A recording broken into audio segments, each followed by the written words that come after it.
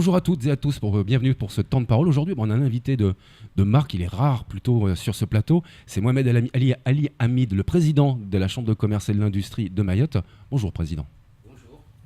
Alors ça fait plusieurs mois qu'on ne vous a pas entendu ni vu, mais la raison en était simple. La Chambre de commerce et de l'industrie a traversé une période de turbulence financière qui ont contraint le préfet, à l'époque Seymour Morsi, de constituer une commission qui avait la charge de redresser la barre de la Chambre. Aujourd'hui, cette commission est dissoute.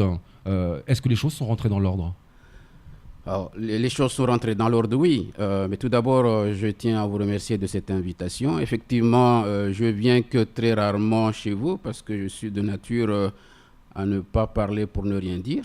Je ne vous reproche rien, mais le fait que vous invitiez des gens pour venir faire du bavardage chez vous, je ne sais pas si ça avance les choses.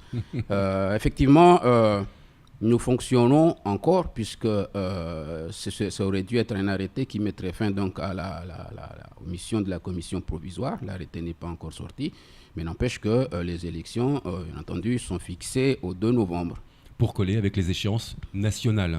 Tout à fait, tout à fait. Parce que sinon, la commission, quand elle a été levée, dissoute, on va dire, l'arrêté aurait dû déclencher d'autres élections qui auraient donné un bureau provisoire. Mais bon, ça aurait été une perte de temps et d'argent puisque les élections sont là le 2 novembre. Exactement, et je pense que c'est l'observation que la tutelle a faite. Pourquoi faire une sous-élection avant l'élection générale? Donc ce serait une perte de temps, une perte d'argent, Vous savez, organiser une élection dans une chambre de commerce, ça mobilise beaucoup de gens. Ça mobilise surtout les services de l'État, mais également l'administration générale de la chambre. Donc on a autre chose à faire en attendant. Donc on a préféré, en tout cas le préfet a préféré donc attendre les élections générales pour pouvoir donc remettre le mode de fonctionnement de la chambre de commerce dans un mode de fonctionnement normal. Tout à fait. Alors, peut-on dire aujourd'hui que la Chambre de commerce est redevenue saine dans ses finances et dans son futur fonctionnement, dans son administration ?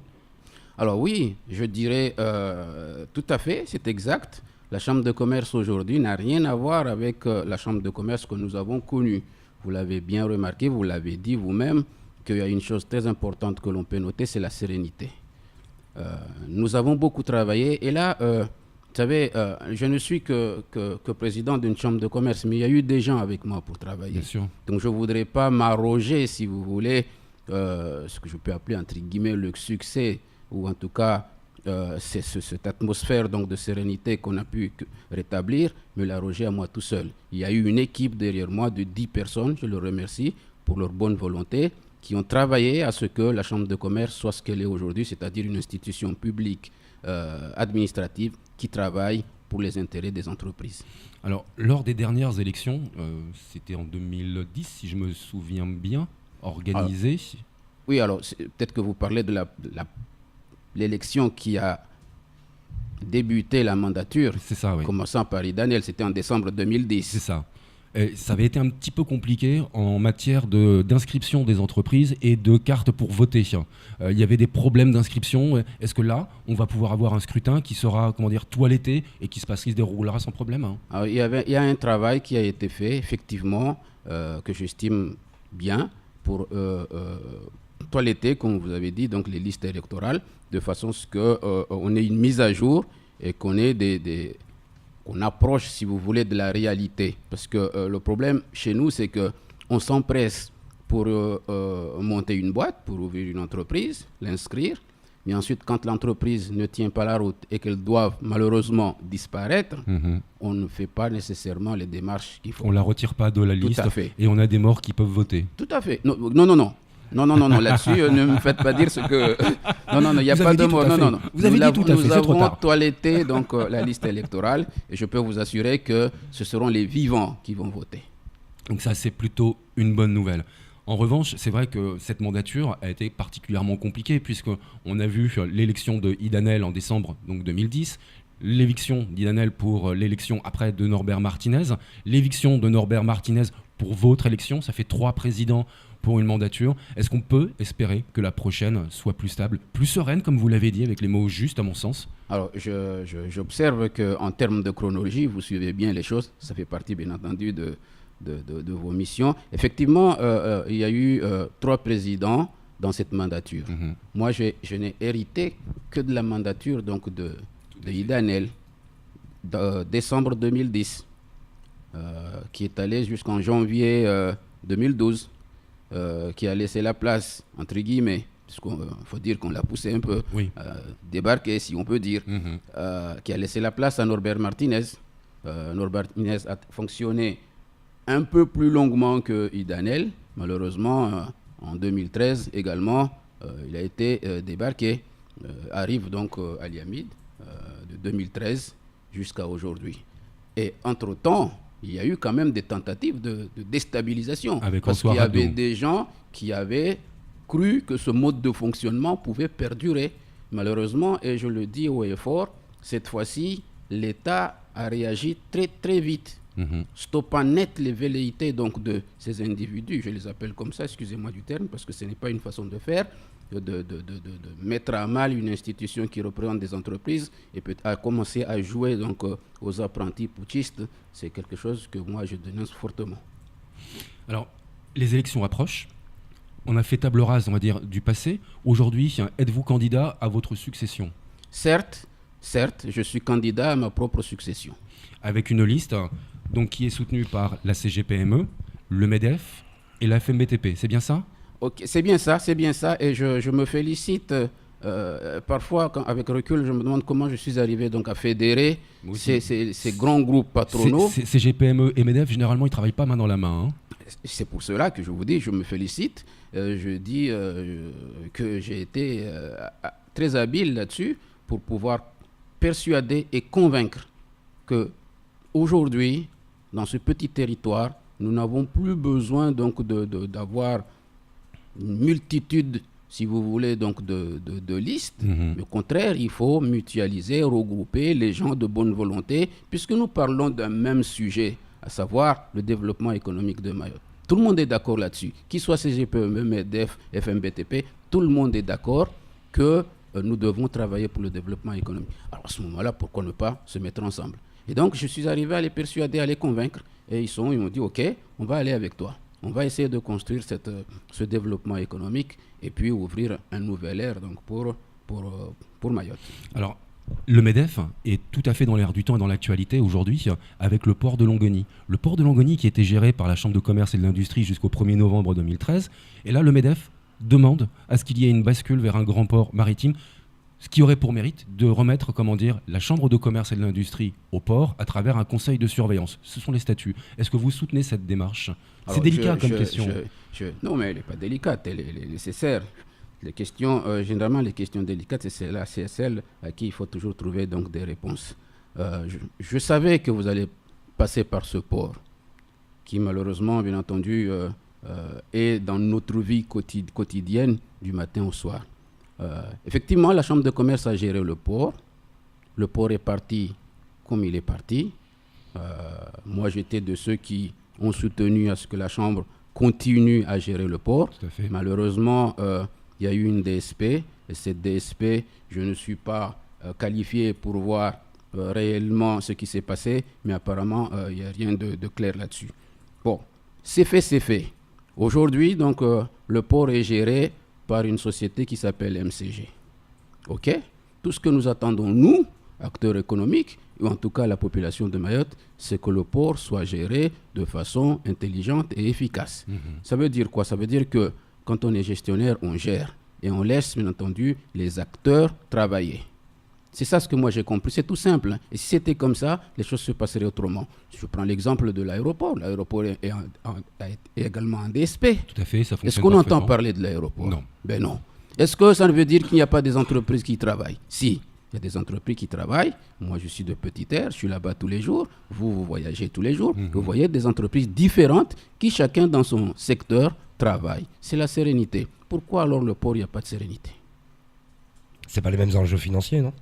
C'est sûr que ce n'est pas les mêmes enjeux financiers, c'est sûr. Seulement, quand on vous donne un port à gérer, il y a des règles. On ne vous demande pas d'outrepasser ces règles. C'est à mon humble avis. Hein.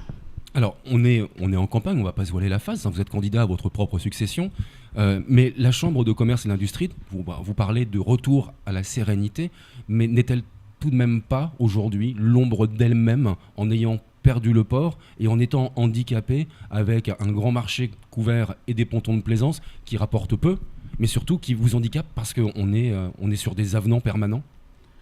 Alors là, vous avez parlé donc de plusieurs choses. Oui. Vous avez déjà parlé donc de la situation financière. Mhm. Ok.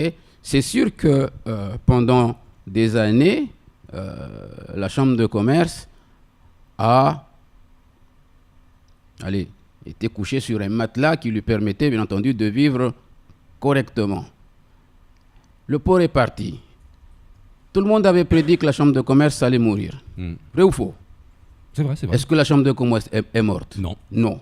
Elle a La failli. Chambre de commerce, Elle a failli. elle est vivante, elle est active, et elle continue à travailler, c'est-à-dire pour les intérêts donc des entreprises. Le port parti, il a fallu que, bien entendu, intelligemment, nous assainissions les finances. Nous maîtrisions nos dépenses. Ce travail a été fait grâce à la commission provisoire. Mhm.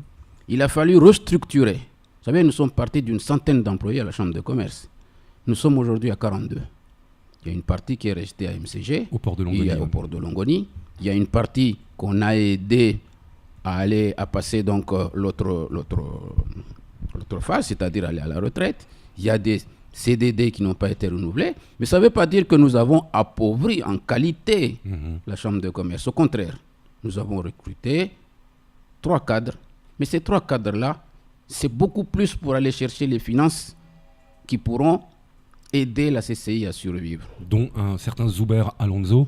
Zuber Alonso, si vous parlez de Zuber Alonso, c'est quelqu'un que j'apprécie. C'est un jeune qui a été directeur donc, du port, qui est très compétent, que nous avons également aidé par des formations qualifiantes et qui aujourd'hui gère la CCI efficacement. Donc, je l'en remercie. Hein. Donc, jusqu'ici, on a pensé que ces jeunes-là n'existaient pas. Si.